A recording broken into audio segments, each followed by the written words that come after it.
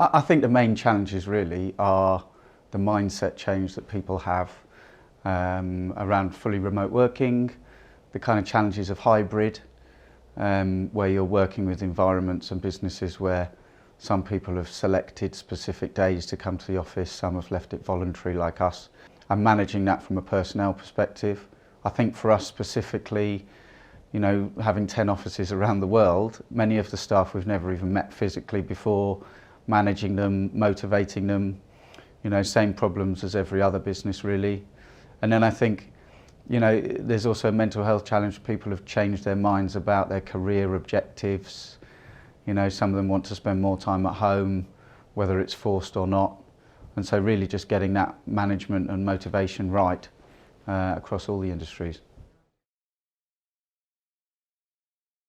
I think, you know, globally, having multiple offices, trying to manage over the last 18 months the changes in government guidelines and sometimes saying we can come back and sometimes saying not, has been difficult.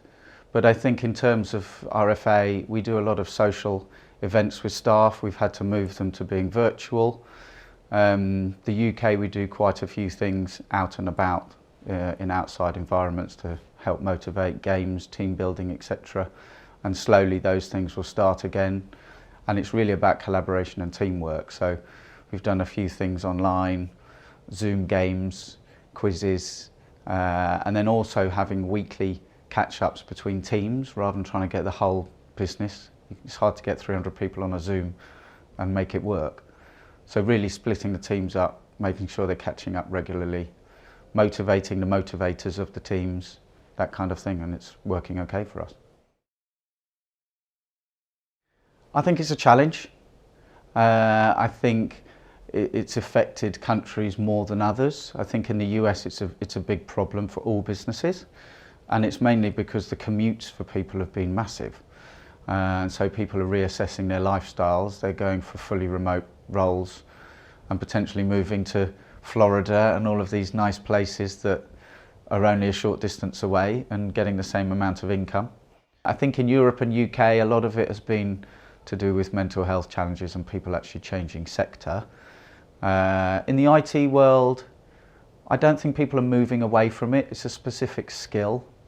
So if they are, it's generally people in quite senior roles who are moving to sort of countryside type roles. I'm not going to say farming because I'm not sure that's the right place to go right now, but specifically changing quite drastically. I think in an engineering side, it's hard to change your skill sets. We've not really been impacted that much in the European businesses. I think our Luxembourg office is quite difficult, but it's you know, there aren't many people in the country anyway, and so you just have to plan and have good capacity planning. I think it's our global reach to start with, from a simple perspective geographically, but I think also, you know, there's a heavy focus on people, and everything we do is about the people that we serve and mentor, and our product success and the performance of our business is down to all of the people we have, and so we do have a specific focus on it.